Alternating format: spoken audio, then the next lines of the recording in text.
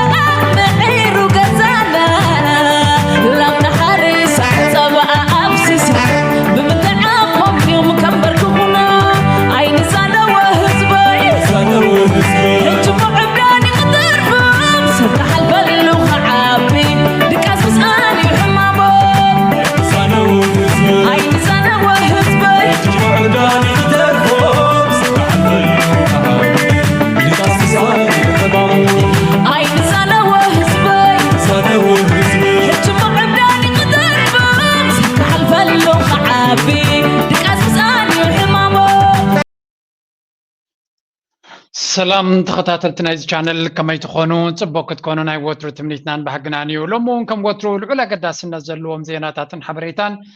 كم وترو نباغم حزنا قريبنا لنا كسام موداتا مدبنا امسانا كتصنحون باستفلالي من قدي لايك مقبار شيك مقبار كومنت مقباركم وون سبسكرايب بمقبار كتحجزونا زي سرحنا دما بتعتنا نحتكم حجزكم دما نزي channel زعبيون زودقون نسيونا بلنا لومي سفع زخونة تنتنا نخل العالم زدهسس زيادة قنا تقرناتو نزوبانا أغالب الزهب أم موداتا دما ناب عدنا زوم زقبري تحستو كنرينا سام موداتا مسانا كتصون هدما بتعتنا نعدمكم دقيمنا مجمريا بزي كنجمر كم فتنين. Zimbabwe's government is scrutinizing a Chinese mining company for severe environmental impact due to its operations in the country.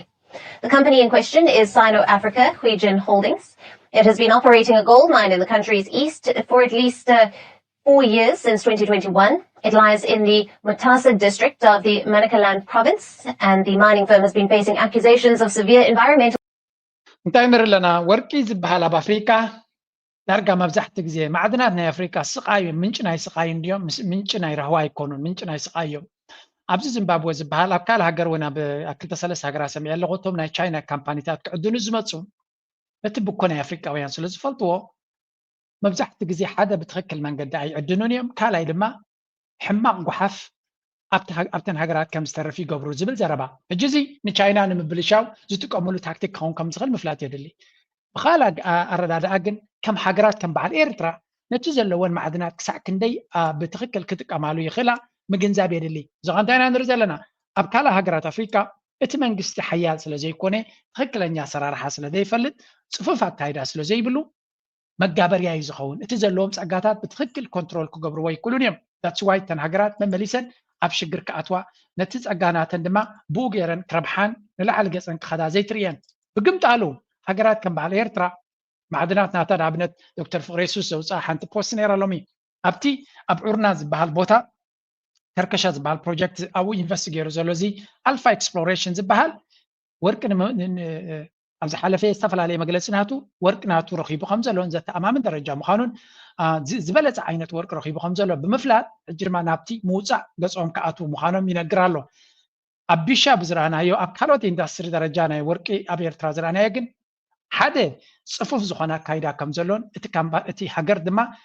بتخكل نتكلت نتي أسرارها بدك حجر بزيجاتا دك حجر باي ذا واي كابيشا زحات سرعتنيات لو إنترنت سلازلون يصعفوا ليه من عيون ركب على إن حدا غلطة مساي ركب زقبرون له سلازم تاي مالتي الزين يبلو مالتي يكون انقل بشاهد سرح زبلونك كندي 7 ريال لهم ابو سابي رغبوني سلازم انترنت لهم بتعمي معبول زخنا سرار حكم جلابو بكال فيديوهات نريهم لهم ኤርትራ ነቲ ዘለዋ ጸጋታት ብቁርጡ ኣገባብ ንምጥቃም ውሕልነት ከም ዘለዎ ርኢና ኣለና ካብ ወርቂ ዝወፅእ ገንዘብ ብዘርከበ ኣብ ጎረቤትና ትግራይ እንታይ ይኾን ኣሎ ወርቂ ምናልባት ኣብ ካልእ ግዜ ከምፃልኩም ቀፃሊ ዘረባ ዘሎ ሓደ በብወገኑ ከውፅእ ዝፍትን መንግስቲ ሰሪቁ ይወስደልና ኣሎ እዮም ዝብሉ ካብ ትግራይ ገለ በቲ ኸይዱ ይበሃል ኣሎ ገለ ናብቲ ኸይዱ ኣብ ሱዳን ተኸይድካ ወርቂ እንታይ ይኸውን ኣሎ ዳርጋ ዝበፅሐ ሓሜት ዝበሃል ወሲዱ ናብ ዱባይ ገፅኹም ትሸጦ ገለ መለይ ዝዝረብ ኣብ ካልኦት ሃገራት ከም ኤርትራ ነቲ ዘለዋ ፀጋታት ወላ ኣዝዩ ገጅፍ ፀጋታት ኣይኹን ነቲ ዘለዋ ፀጋታት ግን ብውዕልነት ተጠቂማ ኣብ ረብሓ ናይቲ ህዝቢ ተውዕሎ ዘላ ሃገር ዘላ ኤርትራ እያ ስለዚ እዚ ዓብይ ኮምፕሊሜንት ክወሃብ ይግባእ ክብል ይደሊ እጂ ናብ ኢትዮጵያ ገፅና እናሰገርና ንከይድና for this new stock market, and really what does this say about the government's aspirations moving forward? Thank you very much, Jane. As you said, Ethiopia, we didn't have a stock market since the 1960s. Is on the final chapter to launch the Securities Exchange. The official final date is not announced yet. About the government's ሓደ ኣብ ኢትዮጵያ ዘለኹም ወይ እውን ኢትዮጵያ ተገደሱ ሓደ ኣገዳሲ ኩነታት ተራይሎ ኣብ ኢትዮጵያ ስቶክ ማርኬት ጀሚሩ ኣሎ ኣቢ ንነዊሕ ዝሰርሓሉ ካብ ዝመፅእ ክገብረ እናበለ ዛረብ ዝነበረ ኣብዚ እዋን እዚ ግን ብወቅዒ ኢትዮጵያ ካፒታል ማርኬት ናታ ክፊታቶላ ስቶክ ማርኬት ተኸፊቱላ ኣብ ኢትዮጵያ ማለት እዩ እዚ ማለት እጂ ኣብ ስቶክ ማርኬት ናይ ኢትዮጵያ ኢንቨስት ዝገበሩ ማለት ኣይኮነን absolutely not እዚ ብዛዕባ ኢትዮጵያ ዝገበርኮ መፅናዕቲ የብለይን ጀስት ኣብ ብሉምበርግ ዝወፅእ ሓበሬታ ዝበኩም ዘለኹ ስቶክ ማርኬት ናቶም ተኸፊቱሎ ዓበይቲ ካምፓኒታት ናቶም ብርክታት ናቶም ኣብ ዕዳጋ ክሽየጥ ክጅምር እዩ መን ክገዝኦ ብኸመይ ክግዛእ ቀሲልኩም ክትሪእዎ ትኽእሉ ኣነ ሪኮመንድ ኣይገብርኒ መብዛሕትአን ሃገራት ወላ ኣብ ሳውት ኣፍሪካ ንነዊሕ ዝኸደ ስቶክ ማርኬት ኣሎ ኣብኡ እውን ኢንቨስት ኣይገብርኒ ሓደ መብዛሕትኦም እቶም ኣብቲ ስቶክ ዘለዎ ባንክታትን ካልኦት ትካላትን እዮም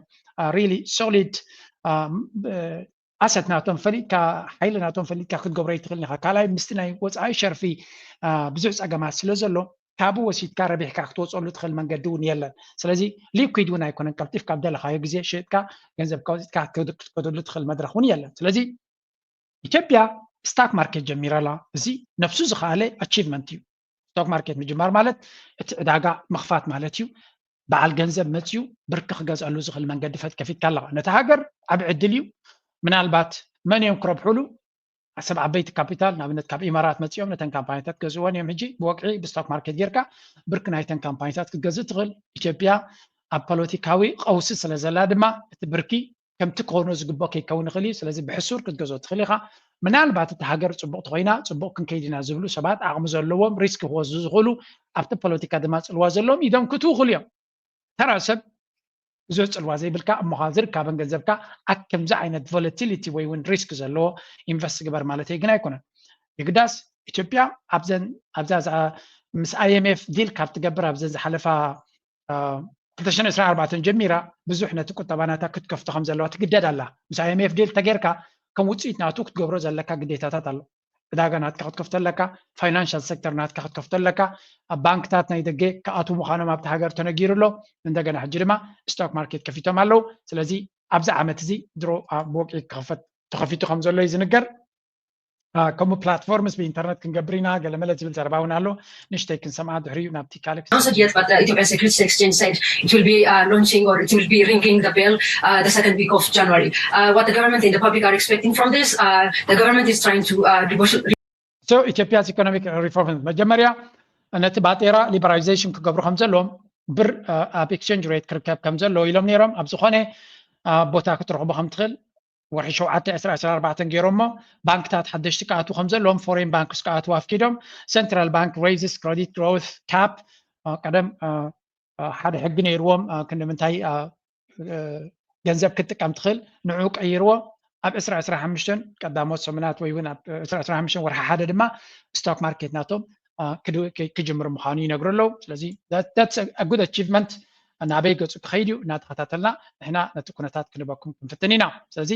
ድሮ እቲ ኤክስቼንጅ ሬት ትሪእዎ ኣለኹም እቲ ብር ወርሒ 7 ካብ ዝጅምር ኣበይ ደረጃ በፂሑ ኣሎ ስለዚ ብር መመሊሱና ሞተይ ዝኸይድ ዘሎ እዚ ሞት ናይ ብር ድማ ነቲ ተራ ህዝቢ ብብር ዝኽፈል ዝነበረ መነባብሮ ኣዝዩ ከቢድ እዩ ዝገብሮ ስለዚ ኣገይ ተራ ኢትዮጵያውያን ዝበዝሐ 90% ህዝቢ ኢትዮጵያ ካብዚ ኩነታት እዚ ክረብሕ ይኽእል እዩ ማለት ኣይኮነን ብዙሕ ክሳራ እዩ ዘሎ ብዙሕ ዋጋ እዩ ዘኽፍሎ ዘሎ ውፅኢት ናቱ ድማ ሓደ ካብቲ ኣብቲ ባይቶታት ናቶም ዝዝረብ ዘሎ ክንርኢ ክንፍትን ኢና ሕጂ ሀገሪቱ ብቻ ሳይሆን ነዳጁ አጠቃላይ ልማታችን የሚያረጋግጥ ስራ አጥነት የሚቀንስ የውጭ ምንዛሪ ችግራችን የሚቀንስ ሰላማችን የማያደፈርስ ፍቅርና ይቅርታችን የሚያሻግር መሆን መቻል አለበት። ይህ እንዲሆን ሁላችንም በትብብር መንፈስ እንደምንሰራ ይጠበቃል። አዲስ ግኝት በመሆኑ ቅድሚ 4 ዓመት አብይ አሕመድ ነዳዲ ረኺብና ኢና እቲ ነዳዲ ድማ ንቁጠባና ናይ ወፃኢ ሸርፍና ንኩነታትና ንኩሉ ክቅይር ኢሉ ተስፋን ሃፋን ገይርዎም ነይሩ እንታይ ይብለሎ ሲጠብቁ ለነበሩ ሁሉ እንኳን ደስ ያላችሁ ማለት ፈልጋለሁ። እንኳን አብሮ ደስ አለን ያልኩት ከ4 ዓመት በፊት ነበርና ብዙም ፖለቲካ አልወድም። ትንሽ እንደው እርሶንም መጠርጠሪ ሳይሆን ምን ደረሰ የነዳጅ ሸዋሸዋ ነው የሚሉ አሉ ነው ሸዋሸዋ ነው የሚሉ አሉ። ያው ወቅቱ አቴንሽን ምናምን ለማግኘት ነው ነዳጁ የሚሉ አሉ። ተሳስተው ነው ነዳጅ አይደለም የሚወጣው የሆነ ጊዜ ላይ ሆነ እንትን ውሃ ስርገት አድርጎ ነገር ተበጥብጦ ነው የሚሉም አሉ። ሐሜቱ በዛ እንደው የዚህ ነዳጅ ነገር እንግዲህ ቢል ሶት ጉዳይ ናይ ነዳጅ እንታይ ኮይኑ እዮም ዝብሉ ዘለው ዘረባ ዘደማ ከም ዝሚም ኮይኑ ዝዘውር ዘሎ እዩ አብይ አሕመድ ነዳዲ ረኺብና ኢና ልክዕ ከምቲ ኣብ 2024 ክጅምር ከሎ ኣብ ደገ ባሕሪ ረኺብና ኢና እንታይ በሃል ኮይና ኣምላኽ መስገን ኢሉ ስለ ዝሓሰበ ነዳዲ ረኺብና ኢና ብምባል እውን ሓስዩ ከም ዝነበረን ናይ ነዳዲ ጉዳይ ድማ ኣብ ፈቆዶ ጎደና ሽግር ፈጢሩ ኣለዎም። ሓሶት ናቶም ግን ሓደ ግዜ ናይ ኤርትራ ፕሬዚደንት እንታይ ዝብል የብልናን እዩ ዝብል ናይ ሓሶት ተስፋ ሂብን እዩ። ተስፋ ስለዘይሂብ ብዙሕ ሰብ ዘይሕጎስ ኣለዎ። ተስፋ ግን ኣይብን እዩ ብሓሶት እዚ ክንገብር ኢና ድሕሪ ወርሒ ከምዚ ክኸውን እዩ ገለ መለ ዝበሃል የለን። ከምዚ ክንገብር ኣለና ይብል እዩ። ግን ሓደ ግዜ ሰብ ደስ ኣይብሎን እዩ። ምክንያቱ ተስፋ ዘይሂቦ እዩ ነቲ ሰብ እዚ ክንገብር ኢና ቀልጢፉ ክንገብር ኢና ደይብል ብግምጣል ናይ በዓል ኣቢ ጌርና ኢና ክኸውን እዩ ብምባል ናይ ሓሶት መብፅዓ ሂብካ ግዜ ክኸይድ ከሎ ግን ቀፃሊ ሓሶት እናኾነ ክፀንሕ ከሎ እቲ ኩነታት መመሊሱ ዘዋርድ እዩ። Now to Africa, Russia has provided a donation of more than 1,600 tons of wheat to Ethiopia. The supplies are to be distributed through the UN World Food Programme, including to assist Sudanese refugees in an eastern part of the country. Now, numerous civilians displaced by an ongoing civil war in South Sudan have fled to Ethiopia's Gambela region, and that has increased needs for food and other aid in one of Africa's long ties between his simultaneous today have long willful to women. The former Soviet ኢትዮጵያ አብይ አሕመድ ብፍርያት ናይ ስርናይን ናይ እኽልን ኣብ ኣፍሪካ ንነፍስና ኪልና ንሰደድ ጀሚርና ኣለና ብምባል ነዊሕ ጠራራዕ ተባሂሉ እዩ። ብዙሕ ተፈኪሩሉ እዩ። ብዙሕ ተዛሪቦም እዮም። እቲ ሓቂ ግን ንህልኩም ረድኤት 1600 ቶን ናይ እኽሊ ካብ ራሻ ኣትዩሎ ሕጂ ንኣቢ ብጣዕሚ ኣብቲ ፒአር ሓሲብዎ ኣሎ እዚ ነቶም ስደተኛታት ካብ ሱዳን ድመፁን ካብ ካልእ ድመፁን ንዖም ንምዃን እዩ ዝኽሊ ዝኣቱ ዘሎ እዮም ዝብሉ ዘለው። ኣብ ኢትዮጵያ ግን ኣብ ብዙሕ ወገናት ናይ ኢትዮጵያ ኣብ ኣምሓራ ደርቂ ከም ዘሎ ብጥሜት ደርቂ ሰብ ይመውት ከም ዘሎ ኣብ ትግራይ ጥሜትን ደርቅን ሰብ ይሃሱ ከም ዘሎ ኣብ ዓፋር ኣብ ካልእ ክልላት ናይ ኢትዮጵያ እውን ከምኡ ደርቂ ከም ዘሎ ኣብ ኦሮምያ ከም ዘሎ እዩ ዝንገር። ኣብ ግን ሓደ ፍሉይ ኢሜጅ እዩ ፈጢሩ ዘሎ ንሱ ድማ ናይ ፕሮስፐሪቲ ሃብታም ዝኾነ ሕብረተሰብ ከም ዘሎ ንኣዲስ ኣበባ ዝቁፀራ ጎደናታት ኣዝዩ ዘብለጭልጭ ልችታትን ኤልኤዲ ልቺ ከምኡ ድማ ነቲ ጎደናታት ናይ ብርግፅ ፅቡቅ ጌሩ ሰሪሕዎ እቲ ጎደናታት ብዙሓት ቱሪስት ዝስሕብ ኣሎ። ብዙሓት ቱሪስት ድማ ብዛዕባ ኢትዮጵያ ኣወንታዊ ቪድዮታት ይገብሩ ኣለዉ። እዚ ፅቂልካ ዘይከውን ዛዕቡ ምዝራቡን ፅቡቅ ኣይኮነን። እንተኾነ እቲ ሽግር ናይ ኢትዮጵያ በመሰረቱ ኣብ ገለገለ ከተማታት ብትገብሮ ነገር ዘይኮነ መሰረታዊ ፍታሕ ንክትገብር ብዙሕ ስራሕ ዝሓትት ምዃኑ ንኣብነት ኢትዮጵያ ዓብ ንዲጋ ኣለና ናይ ኤሌክትሪክ ዋጋ ድማ ኩሉ ኤሌክትሪክ ናይ ኣፍሪካ ክንሰድድ ንኽእል ኢና ክብሉ ከለዉ እቲ ኩነታት ናቶም ግን እዚ ይመስል ዳለቀሱ 3 ቀን 4 ቀን ነዳጅ ለመቅዳት ባጃጆች ባህር ዳር ውስጥ ይሰለፋሉ። ሌላ ገጠር ወረዳ ላይ አይደለም። 3 ቀን 4 ቀን ይጠብቃሉ። ሲያጡ ምንድነው የሚያደርጉት? በጥቁር ገበያ 2 ሊትር በሃይላንድ 2 ሊትር 600 ብር እየገዙ ነው የሚጠቀሙት። ስለዚህ ሁሉ ችግር የፈጠረው የአቅርቦት ችግሩ ነው። የአቅርቦት ችግሩ ከተሻሻለ ሕጂ እንታዩ እቲ ፀገም ኮይኑ ዘሎ ሓደ ካብቲ ኣብ ኢትዮጵያ ብብዙሕ መንገዲ ዝስማዕ ዘሎ ነዳዲ ይስኣን ኣሎ ዝብል እዩ ነዳዲ ምስኣን ኣሎ ድማ እቲ ህዝቢ ኣብ ዝተፈላለየ ቦታታት ኣብ ሪጋ ተሰሪዑ ከም ዝኸይድን ብፀሊም ድማ እቲ ዋጋ ላዕሊ ደይቡ ከም ዘሎ እዩ ዝንገር ሕጂ እቲ መንግስቲ እንታይ እዩ ገይሩ ስለምንታይ ከም ዝከውን ክኢሉ ሃንደበት ኣብ ዓለም ደረጃ ፍሉይ ናይ ነዳዲ ዋጋ ምቅያር ኣጋጢሙ ድያ ኣብዚ ቀረባ ግዜ እንድሕሪልኩም ነው ኣብዚን ዝሓለፋ 6 ወርሒ ወይ 5 ወርሒ ፍሉይ ናይ ዋጋ ናይ ነዳዲ ዝተቀየረ የለን ጂኦፖለቲካሊ ቅድሚ 2 ዓመት የስተቀያይሩ ነይሩ ራሻ ኣብ ዩክሬን ኩናት ዝጀመረ ከምኡ ድማ ኢራን እስራኤል ኣብ ዝገብራሉ ዝነበራ ወርሒ 10 ገለቢሉ ነይሩ ኣብዚ ሕጂ ዋን ግን there is nothing ብዓለም ደረጃ ዋጋ ናይ ነዳዲ ንምቅያር ዝተጋጠመ ኩነታት የለን ፍሉይ ክስተት የለን ስለዚ እቲ ንሪኦ ዘለና ውሽጣዊ ኩነታት ናይ ኢትዮጵያ እዩ ካበይ ዝመፀ እንድሕር ኢልና ግን ሓደ ነገር ኣሎ ኣብዚ ብዙሕ ሰብ ምናልባት ብከምኡ ከይርድኦ ይኽእል ግን ኣብዚ ያስምዕዋ መግዣ ዋጋ እንዲሁም ደግሞ አስፈላጊ ሌሎች መረጃዎችን ከግምት በማስገባትና መነሻ በማድረግ የነዳጅ ውጤቶች የችርቻሮ ዋጋን መንግስት መቀለስ ችሏል በዚህ ክለሳም በተለይ የነዳጅ ዋጋ ጭማሪው ገበያ እጅንታይም ዝብል ዘለው መንግስቲ ናይ ኢትዮጵያ መንግስቲ ናይ አብ ማለት እዩ ምስ IMF ዲል ገይሩ ነቲ ቁጠባ ክኸፍቱ ከም ዘለዎን ብመንፅር ድማ ነቲ ቁጠባ ንምርግጋእ ቢልዮናት ገንዘብ ይህብዎ ከም ዘለዎን ቀዳማይ ገጽ ክህብዎ ከም ዝጀመሩ እቲ ዝቕፅል እውን ክወሃብ ምዃኑ ከምኡውን ወርልድ ባንክ ገንዘብ ክህቦ ምዃኑ ከም ቅድመ ኩነት ግን እንታይ ክገብር ኣሎ ነቲ ቁጠባ ሊበራላይዝ ክገብሮ ኣሎ ወይ ዝበሃል እንታይ ማለት እዩ ዝበሃል ዘረባ መጀመርያ ድጎማ ዘበለ ኩሉ ከኣልዮ ክኽእል ኣለዎ ብዓለም ደረጃ ተወዳዳሪ ቁጠባ ክኸውን እንተኮይኑ ድጎማ ክእል ኣለዎ እዮም ዝብልዎ ድጎማ ምእላይ ማለት ከንታይ ማለት እዩ ነዳዲ ኣብ ዓለም ዘሎ ብዋጋ ናይ ኣብ ዓለም ዘሎ ዋጋ ክሸይጥ ክትክእል ኣለካ ማለት እዩ እዚ ኸኣ ንህዝብኻ ደሞዝ ናትካ ምስቲ ኣብ ዓለም ዘሎ ዘይወዳደር እንተኮይኑ እቲ ህዝቢ ክነብር ኣይክእልን እዩ መንግስታት ናይ ኣፍሪካ ከምኡውን ናይ ካልኦት ሃገራት ብፍላይ ናይ ዘን ዝምዕብላ ዘለዋ ነዳዲ ይኹን ካልኦት ቀረባት ብድጎማ እዮም ክረኽብዎ ዝኽእሉ ስለምንታይ ከምኡ ኮይኑ ምክንያቱ ኣታውናቶም ነቲ ዋጋ ናይ ነዳዲ ብዶላር ዝሽየጦ ዘሎ ሙሱ ተወዳዲርካ ክትዕወት ስለ ዘይትኽእል ወይ እውን ህዝብኻ ሰርቫይቭ ክገብር ስለ ዘይክእል ስለዚ ነዳዲ ገዚእኻ ብድጎማ ክትቦ ክትክእል ኣለካ በቲ ዓቕምናቱ ክገዝእ ከም ዝኽእል ነቲ ትራንስፖርት እውን ብዓቕምናቱ ክኸዶ ከም ዝኽእል እንተዘየለ ብዓለም ደረጃ ዘሎ ዕዳጋ ክኸይድ እንድሕር ኢልካ ደሞዝናቱ ድማ ከምቲ ናይ ካልኦት ዓለማት ክኸውን ክኽእል ኣለዎ እቲ ሰብ ስለዚ ነዳዲ ኣብ ኬንያ ብከምዚኦም ዝጥቀሙ ኣብ ኡጋንዳ ብከምዚኡ ኣብ ዱባይ ብከምዚኡ ኣብ UAE ከምዚኡ ኣብ ኣሜሪካ ከምዚኡ እንድሕር ክትብል ኮንካ ተኣታውናቶም ካብ ግምት ክትእትዎ ክትክእል ኣለካ እቶም ሰባት ነዳዲ ከምዚ ክኸፍሉ ከለዉ ኣብኡ ኸ ብክንደይ ገዚኦም እዮም እንታይ ኣታዊ ስለ ዘለዎም እዮም ዝጥቀምሉ ዘለዉ ነዚ ኣብ ግምት ክትእቱ ክትክእል ኣለካ ብሓፈሻ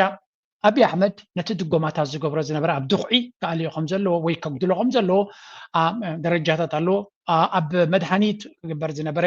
ኣብ መግቢ እውን ዝግበር ዝነበረ በዓል ዘይቲ ድዩ ገለመለ ከምኡ ኣብ ነዳዲ ዝግበር ዝነበረ ከኣልዮ ይግደድ ኣሎ እዚ ምግዳድ እዚ ምእላይ ድማ እንታይ ዝፈጥር ቀልጢፉ ኢንፍሌሽን እዩ ዝፈጥር ዝቕባቤ መንሃር ናይ ዋጋታት እዩ ዝፈጥር ነዳዲ ንላዕሊ ገፁ ይኸይድ ናይ ትራንስፖርት ዋጋ ይውስኽ ናይ ዝኾነ ይኹን ቀረባት ኣብቲ ዕዳጋ ዘሎ ንላዕሊ ይውስኽ ምክንያቱ ነዳዲ ንላዕሊ እንተወሲኹ ሓረስታይ ብምሉእ ነዳዲ ስለ ዝኸብር ዘሎ ዘይቲ ድዩ ሽጉርቲ ድዩ ኮሚደረ ድዩ ኩሉ ነገር ዘፍርዮ ንላዕሊ ክገብሮ ምክንያቱ ነዳዲ ኣገዳሲ ክፋል ናይ ቁጠባ ናይ ፕሮዳክሽን ስለ ዝኾነ እዚ ኸኣ ነቲ ደሞዝ ብፍላይ ሰራሕተኛ ናይ መንግስቲ ማዕረቲ ዝውስኽ ዘሎ ዋጋታት ደሞዙ ተደይ ኣስተኻኺልካ እንታይ ትፈጥር እቲ ህዝቢ ቅልውላው እየመፆ ቅልውላው ከም በዓል ኢትዮጵያ ድማ ኣዝዩ ብዙሕ ህዝቢ ስለ ዝኾነ ቀልጢፍካ መፍትሒ ተዘይጌርካ ክፍንጀር ይኽእል እዩ ምክንያቱ እቲ ህዝቢ ክነብር ተዘይኪኢሉ ሓፊሉ ኣንጻርካ ክትንስዩ ምስ ዘሎ ፖለቲካዊ ምንቕናቕ ድማ ነቲ ህዝቢ መሊሱ ምክንያት እዩ ዝኾነ ገለገለ ሰብ መናብሮ ከፊዎ ናብ ቃልስን ናብ ኩናትን ካብቲ ከም ዝኽእል ጀዋር መሓመድ ኣብ ካልእ ቪድዮ ናቱ ገሊፅዎ ነይሩ ሓደ ካብቲ ነቲ ፖለቲካዊ ቀውሲ ኣብ ኢትዮጵያ ዘሎ ቁጠባዊ ቀውሲ ከዓ መመሊሱ ከም ዝረስን ይገብሮ ኣሎ ነቶም ሃብታማት ምናልባት ረብሓ ክፈጥረሎም ይኽእል ክኸውን እዚ ነቲ ተራ ሰብ ግን ካብ ኢድና ኣፍቲ ዝነበረ መሊሱ ከፅድፍ ዝኽእል ኩነታት ምዃኑ እዩ ዝንገር ሕጂ ንሳቶም እንታይ እዮም ዝብሉ ዘለዉ ናትና ጥራይ ትርአዩ ምስ ካልኦት ጎረባብቲ ሃገራትና ረአይዎ ገበያው ላይ ሊያስከትል የሚችለውን ተጽዕኖ እንዲሁም ደግሞ የዋጋ መሰረት ያለ በመሆኑ አብዛኛው መንግስት የሚደጉመው በጥቂቱ ደግሞ ወደ ማህበረሰቡና ወደ ተጠቃሚው እየተሸጋገረ የሚሄድ አካሄድን እየተከተልን ነው የምንገኘው ከጎረቤት ሀገሮች አኳያ እጅግ በጣም ያነሰ ነው። ጅቡቲ 1.74 ዶላር ሲሸጥ ኢትዮጵያ ውስጥ 0.8 ሶንታይም ዝብል ዘለዎ ብመንፅር ናይቲ ጎረባብትና ካብ ካልኦት ዝኸፍእ ኣይኮነን ዘለና ኣብ ኬንያ 1.4 ዶላር እዩ ንሊትር ኣብ ጅቡቲ 1.8 ኣብ ኩለን ሃገራት ኣብ ጎረባቢና ኣብ ጎደቦና ዘለዋ ልዕልና እዮም ዝኸፍሉ ኣብ ኡጋንዳ 1.3 ክኸውን ከሎ ኣብ ታንዛንያ 1.1 ዶላር እዩ ስለዚ ካብ ካልኦት ስቲል ዝተሓተ ዋጋ ከም ዘለና ንሊትሮ ነዳዲ ብዶላር ክትመን ከሎ ስለዚ ፍልይ ዝበለ ኩነታት ኣይገበርናን ይብሉ ኣለዉ ትሕቶ እዚ ሓቂ ክኸውን ይኽእል እዩ the question is እቲ ህዝቢ ቀደም ንኣብነት ሓደ ኣብዪ ኣብ ኤክስፖስ ገይርዎ ዝነበረ ኣብ ክመፅእ ከሎ ንሓደ ሊትሮ ብ20 ብር እዩ ነይሩ ነዳዲ ኢሉ ሕጂ ግን ልዕሊ 100 ብር ካብቲ ሕጋዊ ክኸውን ከሎ ብፀሊም ድማ ክሳብ 600 ብር ዝበፅሓሉ ቦታታት ኣሎ እናበሉ ይዛረቡ ኣለዉ ስለዚ እንታይ ኢና ንርኢ ዘለና ብዙሓት ሰባት ነዳዲ ሓቢኦም ብኡ ይህብትሙ ከም ዘለዉ ናብ ካልኦት ሃገራት እውን ምውሳድ ከም ዘሎ ምክንያቱ ድሕሪ ነዳዲ ኣብ ካልኦት ሃገራት ክቡር ኮይኑ ካብ ኢትዮጵያ ሰብ ሰሪቑ ናብ ካልእ ሃገር ክሸይጥ ከም ዝኽእል ፍሉጥ እዩ ብሓፈሻ እዚ ኩነታት እዚ ናይ ነዳዲ ዋጋ ነቲ ቁጠባ ብዓብዩ ዝትንክፍ ከም ምዃኑ መጠን ንኣቢ ነቲ ስልጣኑ ሓደጋ ክፈጥረሉ ዝኽእል ኩነታት እዩ ኣስዋይ እቲ መንግስቲ ገለ ነገር ክገብር ከም ዝግደድ እዚ ብሓደ ወገን ክኸውን ከሎ ብካልእ መንገዲ ድማ ኣብዪ ኣሕመድ ሓዱሽ ሕጊ ኣተኣታትዩ ኣሎ ይበሃል ኣሎ እዚ ሓዱሽ ሕጊ ዝብሎ ዘሎ ድማ እዚ ሓዱሽ ሕጊ በብዙሕ መንገዲ ኣዘራቢት ኮይና ኣላ ንኣብነት ኣብዚ ንስማዮ ተመሊሰ እቲ ሕጊ ክነግረኩም እየ የመጀመሪያው የኔ ጥያቄ የዚህ ሕግ አስፈላጊነቱ ግልጽ አይደለም። ምናልባት ግለሰቦችን ለማጥቃት ነው ምናምን የብለውን እንኳን እንዳለ ባንወስድ ቡድኖችን የተወሰኑ ቡድኖችን ለማጥቃት ያለመ ፖለቲካሊ ሞቲቬትድ የሆነ ነው መስለው በአንድ በኩል ምክክር ኮሚሽን ብለን አገር እናስታርቃለን ብለን ጥረት እያደረግን ነው ያለፉ ቁርሾችን እንታይ እዩ ዘዛርቦም ዘሎ ኣብዚ ጉዳይ እዚ ሓንቲ ሕጊ ሓዳሽ ንብዙሕ ዕላማታት ክትጠቅም ትኽእል ሕጊ ኣፅዲቖም ኣለዎ እሳ ድማ ባይቶ ናይ ኢትዮጵያ has approved a new asset recovery law targeting undeclared income and undeclared income and asset acquired through illicit means. The law, effective retroactively up to 10 years, applies to assets exceeding 10 million birr in value. እንታይ ዝብል ዘሎ ሓድሽ ሕጊ ብዘይ ሕጋዊ መንገዲ ወይ ብትክክለኛ መንገዲ ዝኣተወ ኣታዊ ንዕዑ ካበይ መፅኡ ተባሂሉ ተሓቲቱ ትሰብ ኤግዛክትሊ ምክንያቱ ዘይብሉ ልዕሊ ኩሉ ድማ ን10 ዓመት ንድሕሪት ተመሊሶም እዚ ኣታዊ እዚ ካበይ ኣምፂኻዮ ኢሉ ሰብ ክሕተት እዩ ኤግዛክትሊ ዶኩመንት ተዘየቕሪቡ ትክክለኛ ሓበሬታ እንተዘይቡ እንታይ ክኸውን እዩ ኣብ ትሕታትነት ክኣቱ ከም ዝኽእልን መልክዓቲ ክወርዱ ከም ዝኽእልን እዮም ዝብሉ ዘለዉ ስለዚ እዚ ዘረባ እዚ ናበይ ይህ የንብረት ማስመለስ አዋጅ የምናጸድቀው የሀገራችን የዳኝነት ስርዓቱ የፍትህ ስርዓቱ የጸረ ሙስና ትግሉ ነፃና ገለልተኛ በሆነበት ኢንቫይሮንመንት ቢሆን ኑሮ እንዴት ደስ ባለኝ ነበር እጅግ በጣም ደሰት ነበር ምክንያቱም እያንዳንዱን አሁን እዚህ ጋር ያነሳናቸውን እሾች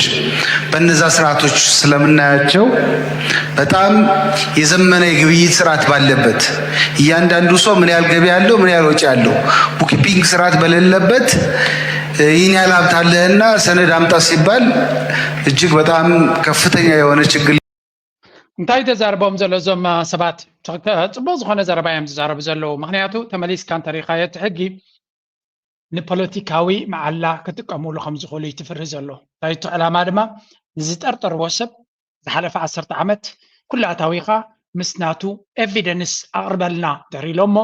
ተራ ሰብ ቡክኪፒንግ ዘይብሉ ተኣክል ኤቪደንስ ዘይብሉ እንታይ ገብርዎ እዮም ምክንያት ኣለዎ ኣብ እስር ቤት ክእትዎ ብፍላይ ብፖለቲካ ዝቀናቐኖም ወይ እውን ስግኣት ዝፈጥረሎም ሰብ እንተኮይኑ ስለዚ ሕጊ እዚኣ ነብሱ ዝኸኣለ ንፖለቲካዊ ኣጀንዳ ክትውዕል ትኽእል ናብ ኩሉ ዓይነት መንገዲ ክትሽረፍ ትኽእል ሕጊ ምዃና ምናልባት ካብ ሎሚ ጀሚሩ ንድሓር እንተዝብሉ ሰብ ክጥንቀቕ ምኻለ ወይ እውን ካልእ ምገብር ምኻለ 10 ዓመት ንድሕሪት ክምለሱ ከለዉ ግን ኤግዛክትሊ ስለምንታይ 10 ዓመት ይምለስ ስለምንታይ 30 ዓመት ዶ ይብልዎ ምናልባት ምክንያቱ ንገለ ክፋል ኤሊት ክትረክብ ወይ ንገለ ሰባት ንክትረክብ ዝተገበረ ክኸውን ከም ዝኽእል እዮም ዝብሉ ዘለዉ እዚ ከዓ ሓደ ካብቲ ምስቲ ኣብቲ መንግስቲ ዘሎ ኣብቲ መንግስታዊ ኣካላት ዘሎ ብልሽውና ወይ እውን ሕጊ ተጠቒምካ حقي كل جزء حق زبال لصبغ مثلنا سبات له حقي نصلاي خان خدتك حق خطوص تخليها exactly نتصلاي خا كتهرمل تخل أبينا نطبق كهم زلوا فليت كحق وتيخا كتهرمل تخليها ስለዚ ሕጊ ኣብ ዘይነበረሉ ዓዲ ሕጂ ሕጊ ኣውፂኻ ብኡ ክትቀፅዖ ትፍትን ማለት እዩ እንተ ደየላ ኣብ እስር ቤት ክትትወን ትደሊ ሰብ ኣክኒ ብፖለቲካ ጠርጢርየ ትብል ከምዚ ዓይነት ቁጠባዊ ምክንያት ተጠቂምካ ካብቲ ፀወታ ክጣልዮ ትኽእል ናብ እስር ቤት ክትትወ ትኽእል ስለዚ ኣብይ ኣሕመድ ነዚያ ነገር እዚኣ ንምንታይ ክጥቀመላ ክእል እቶም ህዝቢ ይዛረቡ ኣለዉ ድሮ እቲ ሕጊ ግን ፀዲቑ ከም ዘሎ ኣፕሩቭድ ይብላ ኣሎ ስለዚ ዝፀደቐ እንድሕር ኮይኑ ምናልባት ፕራይም ሚኒስተር ፈሪሙሉ ኣይፈረመሉን ኣይፈለጥኩን ሓደ ካብቲ ነቲ ኩነታት ናብ ካልእ ክወስድ ዝኽእል ምዃኑ እዮም ዝነግሩ ዘለዉ and this is also another issue ምስ ግዜ ክንሪኦ ንቐፅል ኣብቲ ካልእ ጉዳዮም ፎቶ የላከልኝ እኮ ስዬ አለኝ ወይ አልኩት ልላችሁ ፈለኩት ቀይ ባህር አፋር ውስጥ ነበር ነው እያልኳቸው ያለሁት አፋር ውስጥ ጨው የቀረው ዋው ተኑ ነው አሁን እየተንቀጠቀጠ ያለው መሬት ስማ እየሰፋ ነው አለኝ መሬቱ እሺ አልኩ ስንጥቁ እየሰፋ ነው አለኝ እሺ አልኩ በተራራው ነው የመሬቱ ኤቢሲ ዘገባን የመሬቱ ስንጥቅ ክፍተቱ እየጨመረ መሆኑን አክሎ በርግደው እንጂ አባቴ ምን ነው ፈጣሪ ሆይ በርግደው ይሄን ቀይ ባህር በቃና ከዛ በኋላ ሪስኩ ምንድነው እሱ أنت زيهم بحر قبلو أبساطو قمرة خاتوية معنا بتعمي يزقر من زلو أب عفار زقاطة ما يكون تاسي انت يزل زلو أي بحرنا باناك ما تمنيتو ميزي I think زياتهم زيهم سبا زياتهم أنت بحري قبلو أبزي تدلي نفت عرب كالي فتنا كيتو وطرع يدفر أنت من كتكاتن ساطو قمران قال ملنا قاتي مزبلو زنبرو بحري جديدنا باناك ما تسلس دل زلو يمز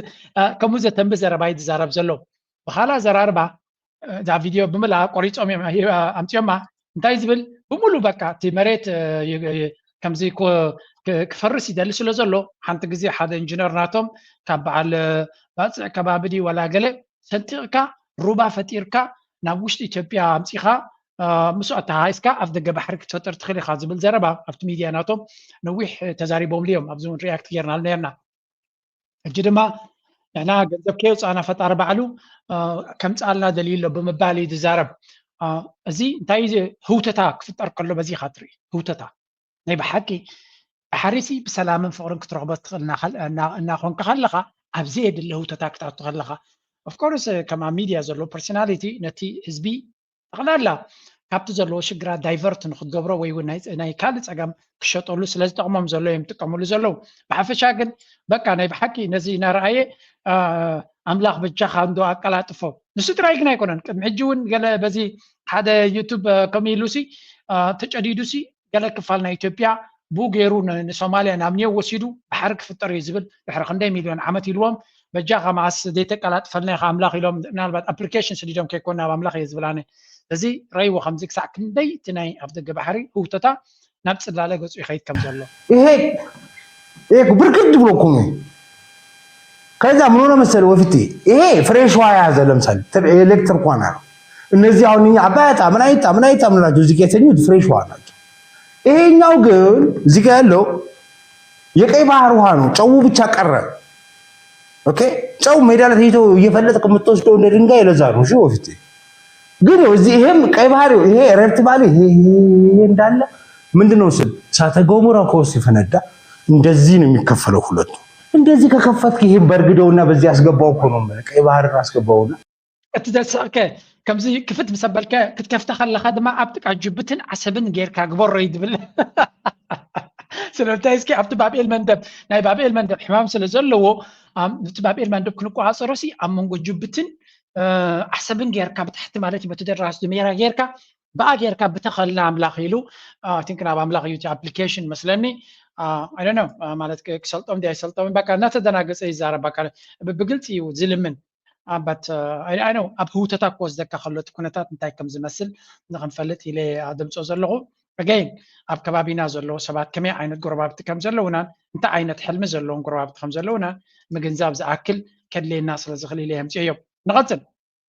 ኣብቲ ጉዳይ ናይ ባሕርና ንመለስ بحري إيرترام أبد كيد زعتها سلست مراخب أذربيجان أزوار إثيوبيا زعنا مخانن قمتها لهم منجست أذربيجان بوغنم أب كيح بحري بسنكي حما كنت تأير ناب كل مايات إيرترا كم زعتها كاب مجلس بتوسخم زوال نجريلن إثيوبيا كابتن كاب جزية كينات تجرا جميرو بتسلم عداقة أزوار تشمتلن زنبرا حجرات حنتي أذربيجان مخانا يجلس يوم أذربيجان سلست مراخبات بإيرترا متحازن سيبهم زقبات راهن كم زغربت دما جليس علام أتن سلست مراخبن شومن سرحتنياتن بسنكي صنكر كنتات عير ناب مايات إيرترا دحري متاونين تتحيزن كابز حلفور حدار جميرن سلست بانديرا أذربيجان زلون مراخب سرحتنياتن أب كيد حيل بحري إيرترا متاوم سيبهم أذربيجان طلعن كم زغربت وهابك على ميسر قدراتو زي أذربيجان أيضا حجيزات قليز علم حجيزات رويترز أبزها وحوريتام سلست مراخب 10 شومن تابلا سرحتنياتن كلهم زيكاتات أذربيجان بشوعة حدار كل تشري سران ربعتن بكانال سويز أبيلن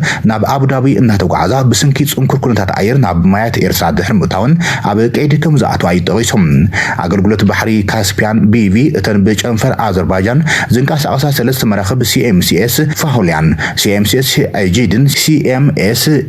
CM سلستن بزعبعتن بسبب سلطانات إيرترا تراخبون كان تنبرم زرزر حبريتها جن أيتوهابنيو إلهم أذربيجان بزعباتي ما أسرتي مسفلتت كاب عدي سابان روسيان بزلوا إمباسيات عبيلام ناب إيرترا دبلوماسيا ملختات كمزي لأخذ توهاب قال قليصهم أتقداي نمفتح نتن مراخب سرحتنياتن مفتحن حقاو قنصلاوي دقف نمهابن سرحي كايدكم زلو حاجزات تغيسو زلهم بشوعات حدار كلتشن إسران ربعتن بجنفر أذربيجان نايتو كوبانيا كاسبيان مارين سيرفيس بيفي زكايدن أبي تحت منقصاو بانديرا أذربيجان زقعزان مراخب CMS باهلافان CMS إيجيدن CMS سلستن نابقزاتاوي مايات كاب متاو حليفن كال أماراتي أينبرن يلو حاجزادام كما قلالسو ولاو كاغديم مسبب سلطانات ودبات هاجر إيرترام ركب انت تقبرم حبريتا مركاب جن أيته خالن يلوم نابتي 10 مايلس نزنو حاتو جزياتاوي مايات هاجر إيرترام دحر متاوم زمد كتب على المزت هاجر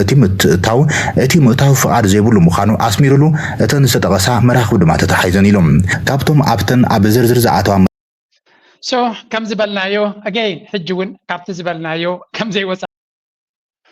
كم تزبلنايو إيرترا بزي مخنيات بزي زخوني يخون تقم نتن مراقب كتحزا كم زي تغل حيل بحرنا إيرترا دما كاب زيرو تبقيسو نزل سقم تزكوز دا كم زي كل سب ترتير نيرو زبتح إيرترا وترتير نيرو again قال لنا قرس كم زلون فلت نيرنا حجون 100 ترقاقيس مالتا يكون انقل انتن مراقب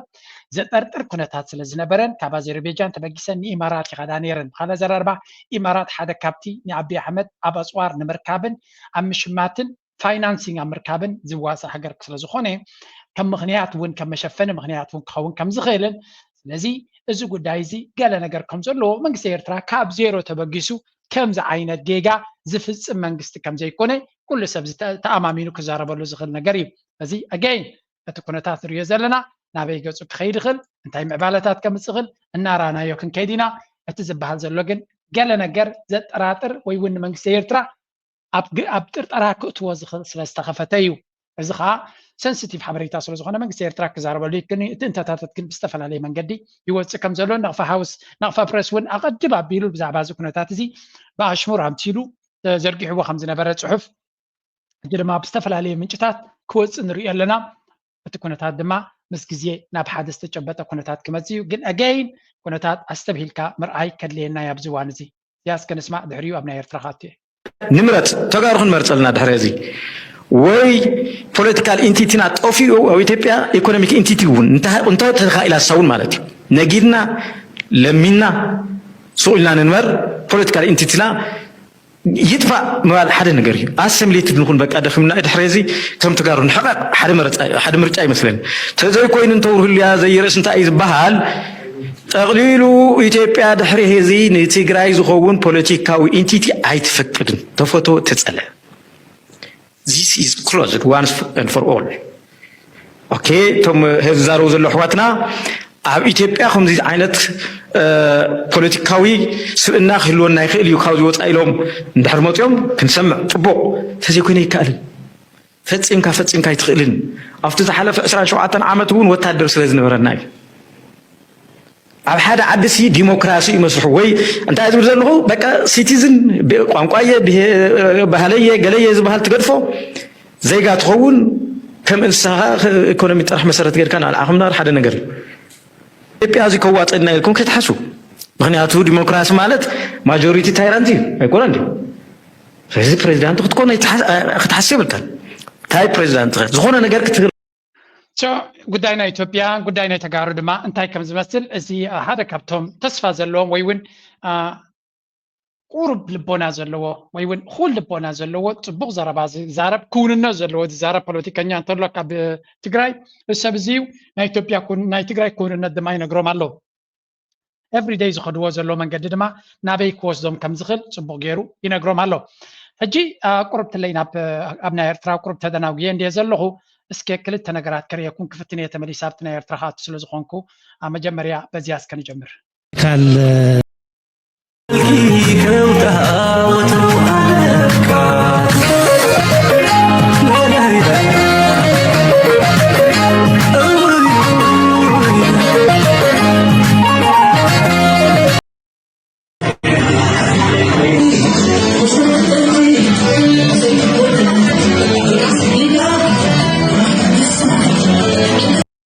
መቸም ዳንኤል ተኽላይ ኤርትራ ካብ ዝኣቱ ኣብዚ ሶሻል ሚድያ ጫቅ ክብል እዮም ዝውዕሉ ዘለዉ ዳንኤል ተኽላይ ጽቡቕ ዝኾነ ኣቀባብላ ኣብ ኤርትራ ይግበረሉ ከም ዘሎን ኣብ ጎኒ ህዝቡ ኮይኑ ዝገብሮ ዘሎ ድማ ምስ ከማል ዓሊ ማለት እዩ ክልቲኦም ብሓደ ኮይኖም ንዕኦም ጽቡቕ ዘኽብሩ ዘለዉ ድማ ክብረት ይሃቦም ገለገለ ሰባት ኣለዉ ሕጂ ከምዚ ንምንታይ ንዳንኤል ጥራይ ከምኡ ካብ ደገ ዝመፁ ወይ ካልኦት ከምዚ ንኻልኦት ከምኡ ዘይግበር ንኻልኦት እውን ይግበር እኮ እዩ እዚ ተቐዲዑ ስለ ዝወፅእ ዘሎ እዩ and we are very very happy Daniel ab hagaru ምክንያቱ ነዚ ቀኒካ ኣብ ሃገርካ እንታይ ዓይነት ኣቀባብላ እንታይ ዓይነት ጽቡቕ ህዝቢ ከምዚ ነርካ ከምዚ ዝብል ዘይኮነ ህዝቢ ሓቂፉ ዝቕበል ነቲ ካብ ደገ ዝመፀ ድማ ሓቋፊ ዝኾነ ንጋሻ ንካልኦት ወፃተኛታት እኳ ከም ዝገብሩ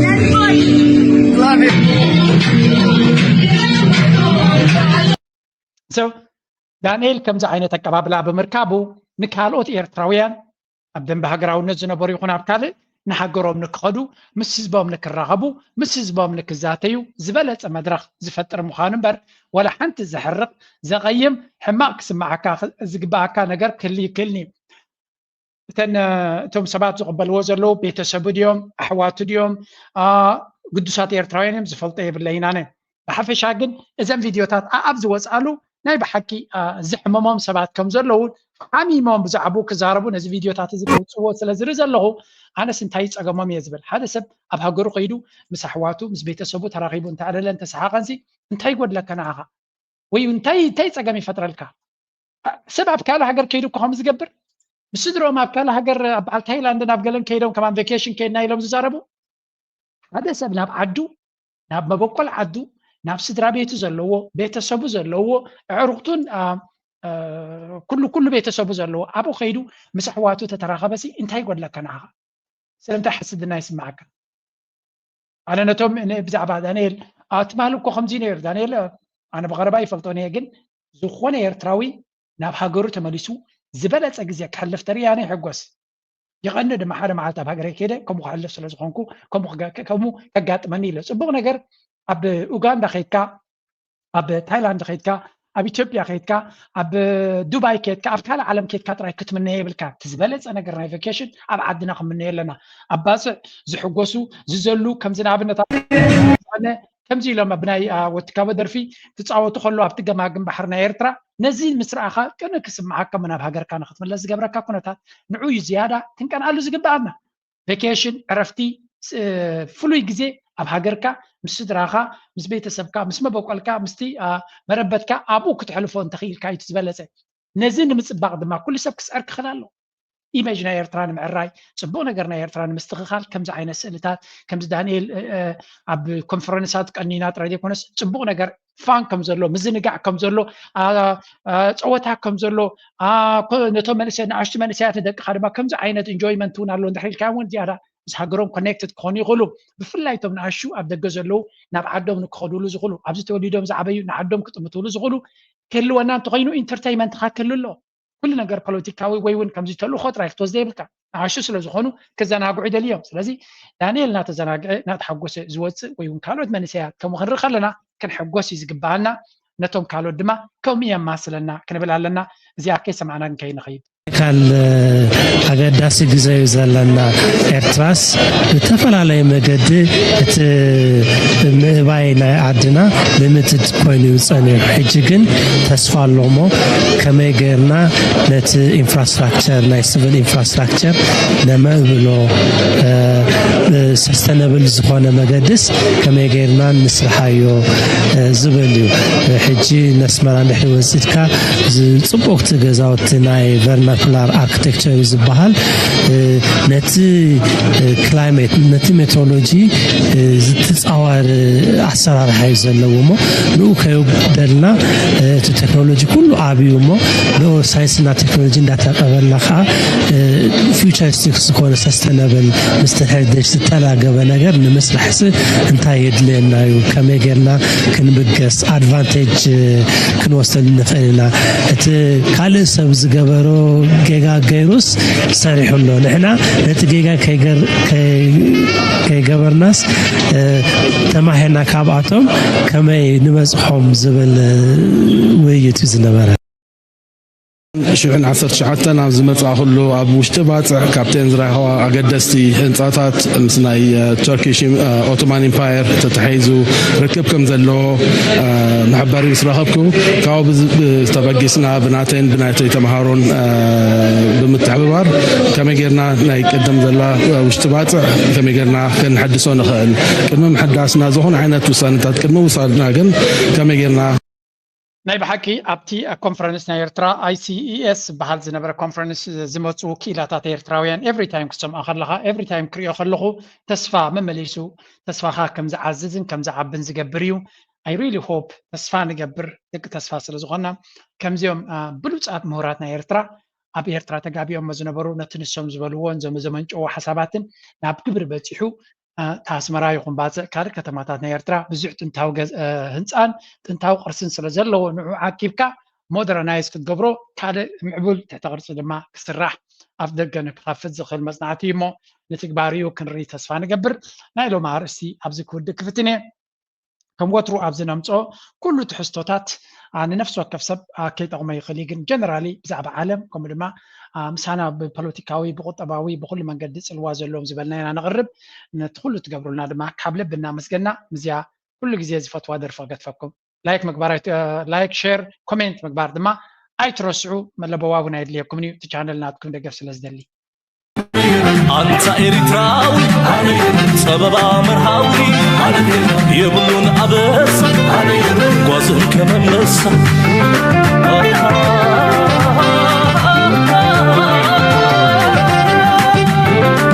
أنا تلك لومي مع سكوي دوازا تفالين كان بخاب برد بفرازا سعر كايرم بخاب وشتن بدرج حقنات كعبي أنا بتحقق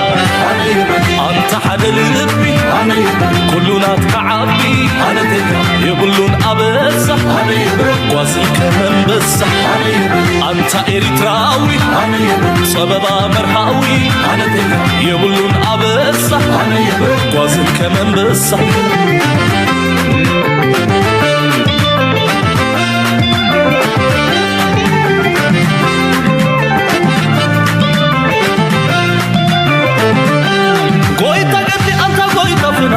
أنا تلك سيكونن متعنان زنق فتحي زقنعك خمقنا أنا يبل أنت نقصصنا ويتقدي أنت ويتفنان أنا تلك سيكونن متعنان زنق فتحي زقنعك خمقنا أنا يبل أنت نقصصنا أنت إريتراوي سبب مرهاوي يبلون أبسا قوزن كمان نسا